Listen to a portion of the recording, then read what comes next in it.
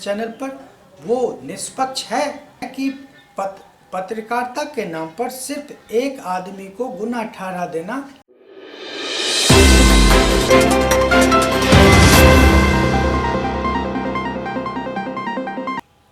एक चैनल के एडिटर अर्नब गोस्वामी को 4 नवंबर की सुबह अलीपुर पुलिस ने गिरफ्तार कर लिया।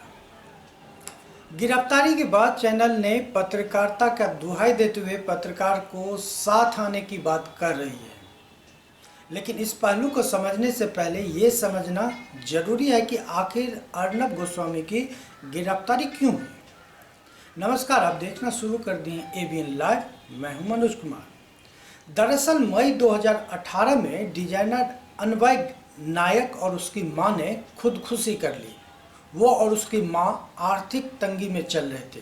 इसका कारण था रिपब्लिक टीवी का स्टूडियो का डिजाइन अनवय नायक ने ही किया था। डिजाइन के बाद की रकम 3 लोगों ने मिलकर हड़प लेने की बात सामने आई और इस मामले पर केस भी किया गया। सुसाइड नोट में 3 लोगों को जिम्मेदार ठहराया गया था।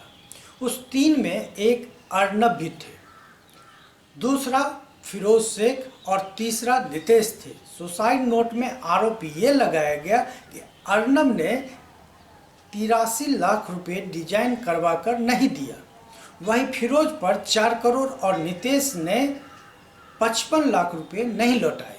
फिर अप्रैल 2019 में फडणवीस की सरकार ने इस पूरे मामले को बंद कर दिया और फाइल को पूरी तरह से बंद कर केस को खत्म कर दिया। अगले साल यानी इस साल मई 2020 में अनवय की बेटी ने महाराष्ट्र की सरकार से मुलाकात की और मामले को एक बार फिर CID को सौंपने को कहा।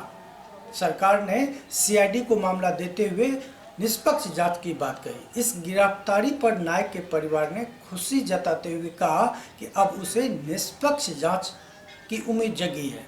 अनवय के पिता परिवार का कहना है कि अर्नब द्वारा पैसा न देना खुदकुशी का एक बहुत बड़ा कारण है।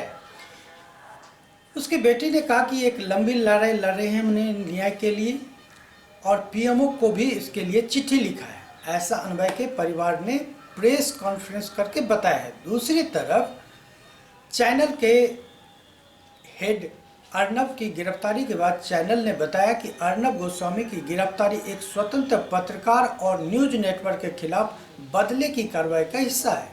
असली बात है कि एक बेबुनियाद आरोप हो चुके मामले को फिर से खोलकर अर्नब को फंसाया जा रहा है।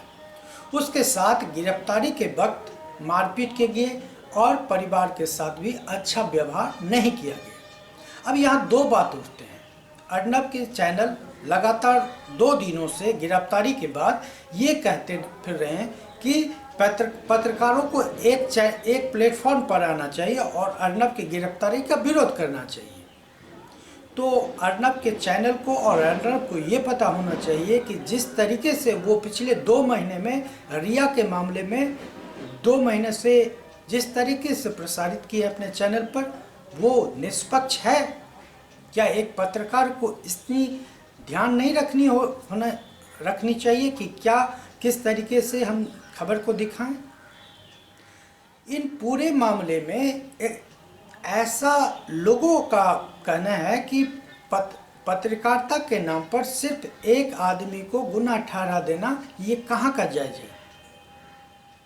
लेकिन अर्नब आज जिस पत्रकार को याद करते फिर रहे हैं, उसी पत्रकारिता में एक चैनल को वो तक वाले बोलते आए हैं। क्या ये पत्रकारिता उस समय नहीं थी?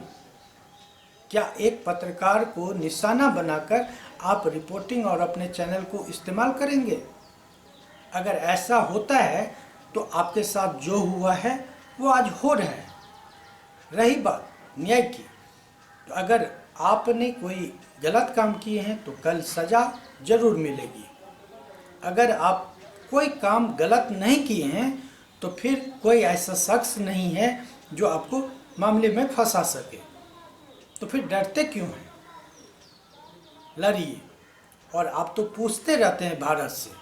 आज हम आपसे पूछते हैं कि क्या रिपोर्टिंग का जो स्तर आपने दिखा रखा है, चला रखा है, वो स्तर सही है?